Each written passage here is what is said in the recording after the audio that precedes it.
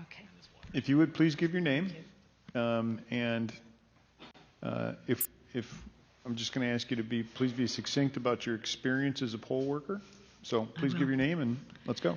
I'm Dr. Judith Burns. I'm a resident of Maricopa County, and I've been a public educator for 40 years at both the university and secondary levels of education. I was an observer at the Tabulation and Election Center on 2 occasions and a poll watcher in my community on 1 day. Initially, I chose to do this as a civic duty to my state and to my country. And I believed in the process. Excuse me. I'm nervous because this is so very, very important. Ma'am, please don't be nervous. It's just us normal people that you're talking to. We're on your side. I know. I know. Teacher, we're nervous. I know. I won't check your grammar. Thank you. I observed at the election center on 2 occasions, both in the signature verification room and in the ballot processing room. The first day I was in the signature verification room, I was a little bit, having never done this before, I was a little bit startled at the circumstances. I walked in, was set at a table, told to stay in that spot, and I was facing a room full of computers that all I could see was the back of them. There were some computers behind me, but no screeners there that day. There were maybe 8 or 9 people present that day. I couldn't see anything, and I was very disturbed by this, but wasn't really sure what to do.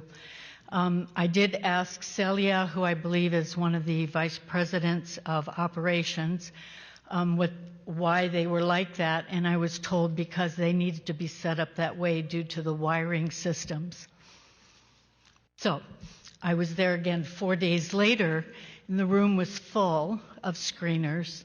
I was able to turn my chair around and look through a plexiglass at one of the computer screens, which was maybe 6 feet from me. I could see it better when I was able to stand up, which I did. I kept looking at the screen because it seemed very odd. And in the bottom right-hand corner was a yellow banner. And I got into a position where I could see the yellow banner, which said low confidence. Then I started paying much closer attention to the signatures, thinking this didn't even make sense to me because the signature on the ballot that was being compared to other signatures didn't even resemble in any way what they were comparing it to. They were completely illegible. They were just scribbles on the ballot. And there were 5 screeners screening low confidence ballots for an entire afternoon that I was in there. And I asked Celia what the low confidence said, and she said just not to worry about that, that this was a new program that they were testing. And I said, okay. So I continued watching, and shortly after I talked with her, I had a few other questions, and at that time she suggested that I just sit down at the table where we were in our little area that we were supposed to remain. Shortly after that, there was a server outage, and I believe on my affidavit I said there was a power outage, but in actuality the lights were still on. It was just the servers in that room that went out for maybe 10 to 15 minutes. So I'm sitting there thinking, where did all those signatures go that were in the queue for them to check? That was one of my questions. Then, when the computers came back up, the gentleman that I could see quite well all of a sudden had a green banner, and it said high confidence. And I just sat there very quietly watching, because then they had some conversations. There were 5 screeners all in one small area. They had some conversation, and the question from one of them to this gentleman was, "Are you still doing what we were doing?" Meaning low confidence. And he said, "No, I'm doing high confidence now." And he was, out of those 5 screeners, he was then the only one that was doing high confidence signatures, because he was the one I could see. And at least that's what I surmised. I don't know if it was coincidental that there was an outage, and I don't really know what all that means, but what was evident to me was the signatures that were going through there were not what they were trying to compare to. And so that was my concern that particular day. Let's see.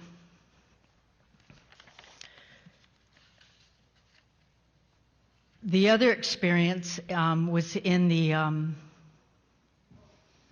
I did ask Celia what happened to those votes. Were they counted? And I may have already said this, I don't think I did, but she said, yes, they were counted.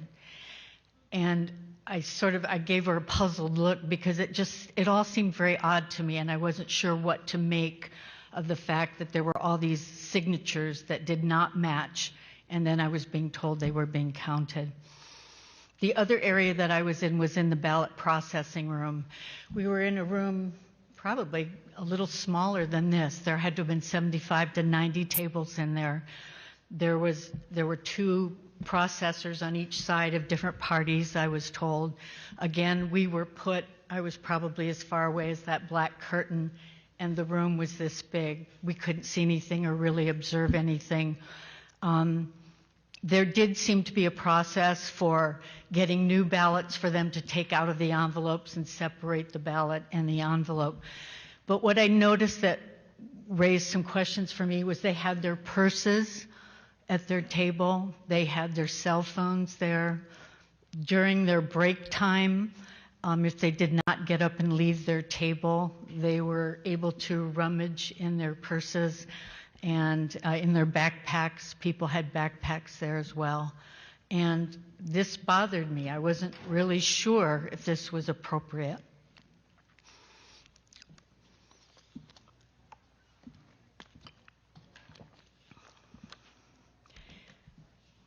The other thing I found interesting in the whole process was when the press came in the second day that I was there. The 2 women that had been in a quality assurance role, is what I was told, that sat at tables, and if they had overvotes or undervotes on a ballot or an issue with a ballot, they would take to those women. All of a sudden, they were sitting at a table like this, one on each side, and they were processing the ballots very close to me. They weren't very far. They had set up a table very close to where I was as an observer, and the press was able to take pictures of us so that they could see that there were observers close to them, and they would get behind me, and they were directed that I was an observer.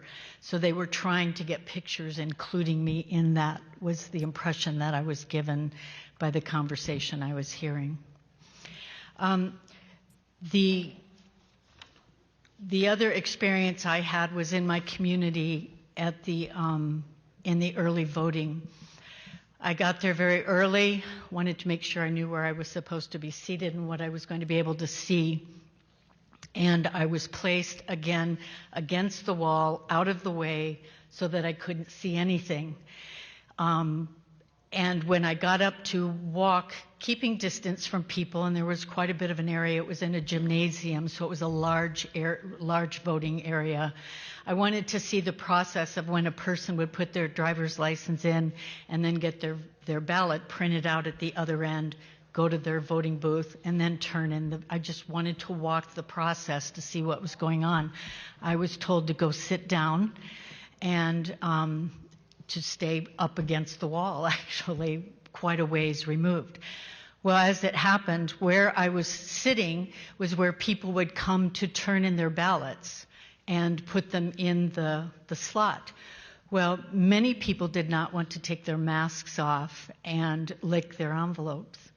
And so they couldn't they were trying water and a sponge and a rag. Well, the wetter the envelopes got, they would not stick. So they started putting masking tape on the envelope. And I guess it's the teacher in me, forgive me, but I did say to the supervisor, I'm not sure this is appropriate. I'm not sure these ballots will be counted, and I'm concerned. And I did call the number on the back of my badge that I was given, EDO, is that, I think that's it, the number that, and reported that this was going on. This went on all day long in this precinct. There was masking tape, there was tape. Somebody had gone to get a dauber to try to get the envelopes to stick. But when I would watch people put them in, the envelope would open, and so I don't know if those ballots fell out, if those ballots were ever counted. I'm not really sure what it meant. But what I ascertained from all of this was that there were just some odd things going on, and I was concerned. I was concerned both at the tabulation center by the fact that we weren't allowed to see signatures, that I was looking at low confidence signatures and was told that those votes would be counted, and then going to a precinct and seeing that envelopes were being taped with masking tape for an entire day. And I was very concerned about that. When I volunteered to serve as an observer, I did so with the belief in the process and the system. That belief has been shaken by this experience. It truly has. And I'm truly concerned for our future as a nation and as a state. And I truly hope that based on the facts and the information and the findings that you received today from the many, many people that are willing to come forward and state what they have observed, that you will make an honest decision so that the integrity of our state can be upheld. Thank you. Dr. Burns, thank you very much for your courage and your service.